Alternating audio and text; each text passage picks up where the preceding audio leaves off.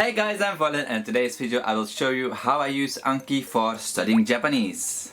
Main tool for learning Japanese? Yes. For me personally, the way that I study is like repeating until I make no more mistakes. It's not a perfect way of studying. I know there are a lot of faster ways, but I just can't be bothered to learn those things. I just have to drill it into my head. That's the only way I can remember things. So Anki has been my main companion for learning Japanese over the past 3.5 years, like it's almost 4 years. Video coming up about my learning history of learning Japanese. I really think Anki is a very great application to learn anything you want. I've used it for multiple things, but last couple of years, like last 2-3 years, I've only been using it for Japanese. But I know, like I said in one of my previous videos, Anki isn't the most beginner-friendly app or program to start learning Japanese with or to learn anything with, because it requires a little bit of work on your side as well.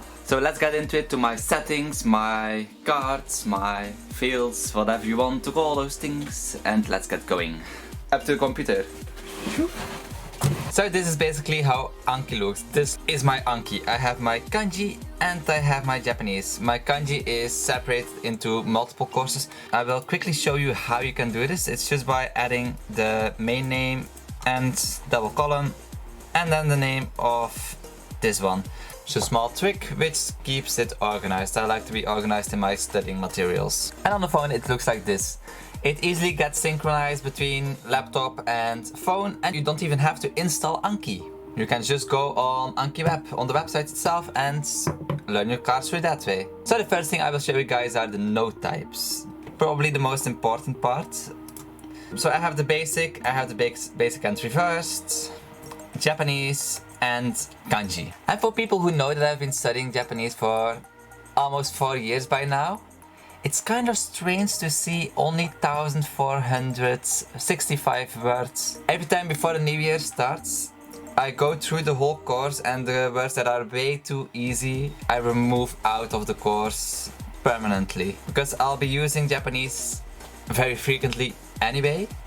I don't really need to keep reviewing them, because at some point in the second year of learning Japanese, some days I had to review 800 to sometimes 1000 words a day. It goes alright for a week, but after that you get too exhausted to even continue with it. So I started like every now and then cleaning the whole database of my vocab and grammar and sentences. They're all in Japanese in this note type. I will start with the kanji note type because it looks a little bit less intimidating. So we go to fields and we have our kanji and meaning. Also, for people using Linux, don't forget to change the font to a Japanese font, else it won't be displayed properly at all. So for this one I have kanji and meaning. And when we look to the cards, I have two card types, the kanji to meaning and meaning to kanji. All these codes that you see right here, they will be in a link in the description, so you can easily copy and paste everything to recreate the note types. Basically what this does is making the kanji fields, like kanji has to be in a bigger size, so it's only one character. So the character will be kind of like this, and the text will be nicely underneath but not too big. And it's just in the reverse for the meaning to kanji cards. But then we go to the little bit more complicated one, and that's Japanese. First I put kanji, then I put kana, and then I put meaning. The way I do this to add words, and I will show this on my phone because every time I add a word I'm using my phone. On top you have to select which card type you want to take. Choose Japanese, and the deck will also be Japanese. But with kanji, if you don't have kanji in the words, just put a normal word in kanji, because the first field can never be empty. And I mainly did this so I won't have duplicated cards. Like some words in Japanese have the same kana but have different kanji, and that's why I do it like this. Because if you put a word that's already inside of it, like by example Yuru Kiara, then it displays in red because it's already inside of my database. And that's the reasoning behind it.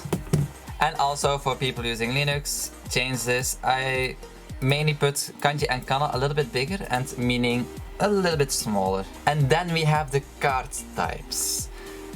I recently changed them because I found a much better way to make them. So I have my kanji, so kanji on top. And then I have my kana. But like I said previously, sometimes there is no kanji for a word, so I put the word into the kanji field. That means kana is empty. If I won't do it like this, with hashtag kana, brb kana, /kana, that will mean there's an empty space underneath the word, and when you look at, let me expand this a little bit, it will show kanji, an empty field, then the line, and then the meaning, and it's not that nice to look at. It's mainly for aesthetics, but do it if you're also easily bothered with like small aesthetic things that aren't really good. So for the people with Windows, if you look at font family, Source Sans Sans GP, it may be a font that you don't have on your system. Most of the time you won't have any problems and it will take the next most fitting fonts. If you have trouble displaying it properly, add a hashtag in front of font family and the problem is solved. And then I also have my meaning to kanji kana cards, and basically front template and back template reversed. And that's basically my card setup. And those are my cards that I use for Japanese. The way that I add them is mostly by my phone, but when adding your own cards, like entering Japanese and the kanji, you sometimes may make mistakes, and to limit the chance of making mistakes, use a dictionary app. This one is Jisho. I kind of like it a lot. I really like this app, Jisho, because it gives like all the conjugations of a verb. You want them negative, you want them polite, you want them past. I really think it's a great app. Plus, it also shows how to write kanji. Because stroke order in Japanese is kind of important. This app is quite helpful, especially for the bigger, more complicated kanji. Like the kanji for taberu isn't that difficult. And when using the desktop version of Anki, you also have what's called add-ons. You can have like a Pokemon add-on to catch Pokemon while like not really catch Pokemon, but like earn money or points to buy different cards. Like you have many different kinds of add-ons that you can use. I only use the add-on Advanced Browser to clean up the database a little bit, like check all the vocab, if some words have to be deleted or not, which words I have trouble with, so that I can reset them easily. And and the add-on more overview stats. This one is something I will really recommend a lot. It basically gives all this. You can see how many cards are suspended, how many cards you still have to see. Like today I've added 4 new cards, which I will learn tomorrow. The suspended ones are mainly because I've learned the word in one way, like I've learned the kanji and kana to meaning. But the cards for meaning to kanji and kana was also due to that today. But because I've already done one, it will wait to show that one until tomorrow.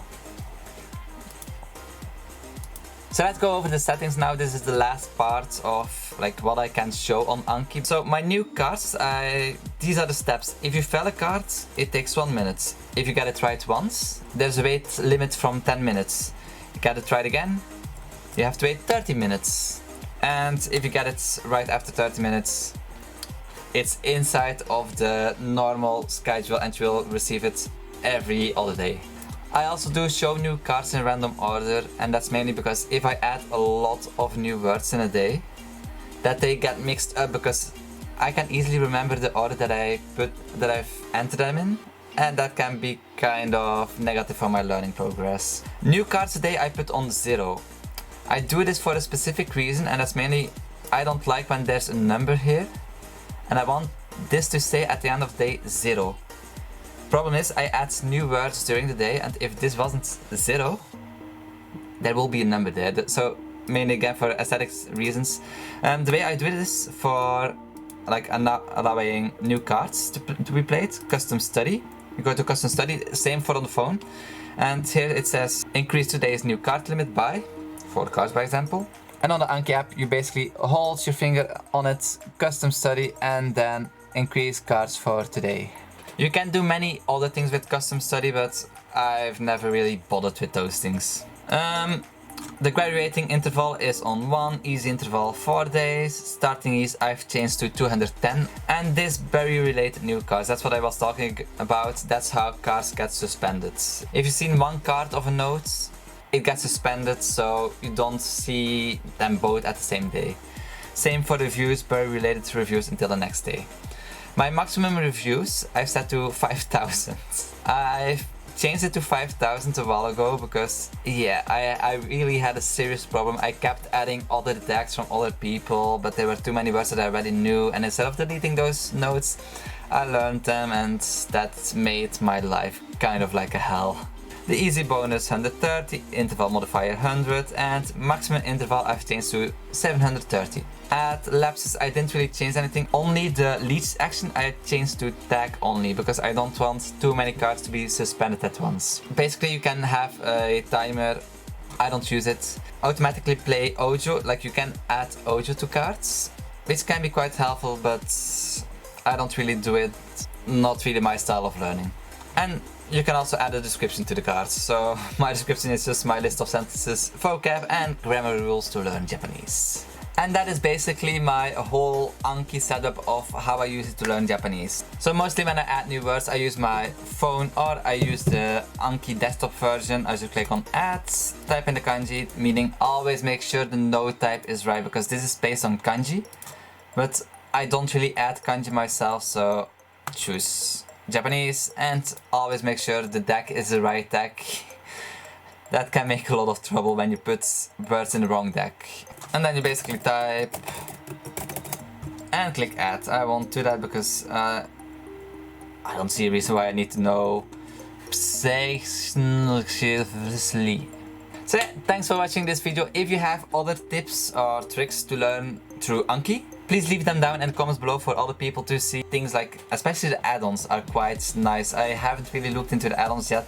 If you know some good add-ons that will be very beneficial to learning Japanese or to learn anything, because Anki can be used for a lot of things. To learn basically anything you want. So if you have recommendations, put them in the comments below. Most of them I will probably check out, so thank you all for watching, and good luck and have fun learning Japanese or anything else with Anki. Bye bye.